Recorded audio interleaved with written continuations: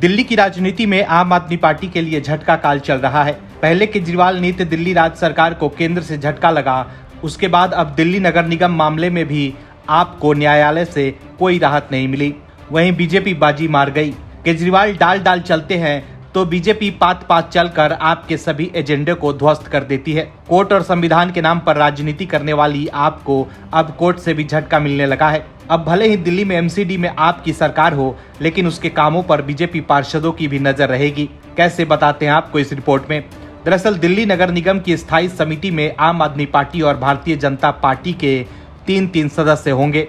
स्थायी समिति के लिए 24 फरवरी को हुए चुनाव के परिणाम की घोषणा कर दी गई है। कुछ दिन पहले दिल्ली उच्च न्यायालय ने स्थायी समिति का पुनः चुनाव कराने के महापौर शैली ओबराय के फैसले को दरकिनार कर दिया था और उन्हें चुनाव परिणाम की घोषणा करने का निर्देश दिया था। इससे पहले आम आदमी पार्टी अपने चौथे उम्मीदवार को जिताने के लिए हर तिगरम भिड़ा रही थी, लेकिन बीजेपी ने कोर्ट में आम आदमी पार्टी को एक्सपोज करके रख दिया है। दरअसल एमसीडी की एक अधिसूचना के अनुसार आपके मोहम्मद आमिल, मोहिनी और रामिंदर कौर तथा बीजेपी की कमलजीत सहरावत, गजेंद्र सिंह दराल और पंकज लूथरा ऐसे 6 पार्षद हैं जो एमसीडी की स्थायी समिति में निर्वाचित हुए हैं।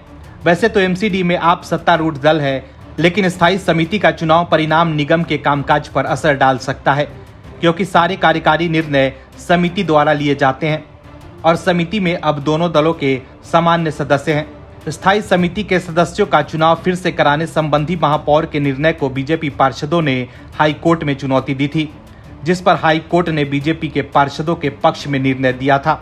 बीजेपी के पार्षदों ने आरोप लगाया था कि आम आदमी पार्टी से संबंध रखने वाली महापौर शैली ओबराय ने चुनाव परिणाम राजनीतिक रूप से प्रतिकूल पाने के बाद गलत तरीके से एक वोट को अवैध ठहरा दिया था तथा चुनाव प्रक्रिया रोक दी थी।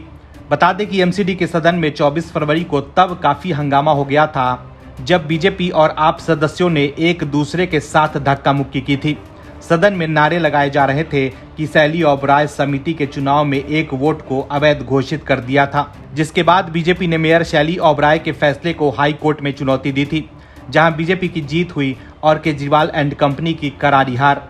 अपने आदेश में हाई कोर्ट ने विवादित वोट को बीजेपी पार्षद पंकज लूथरा के पक्ष में डाले गए वोट के रूप में लेने का निर्देश दिया था, जिसके बाद एमसीडी में बीजेपी के 3 सदस्य स्टैंडिंग कमेटी के चुनाव में जीत हासिल करने में कामयाब हुए हैं। वहीं आपकी सारिका चौधरी चुनाव हार गई है, जबकि आम आदमी पार्टी बड़ी ही चालाकी से बीजेपी के एक वोट को अवैध घोषित कर अपने चौथे उम्मीदवार को जिताने की कोशिश में लगी थी।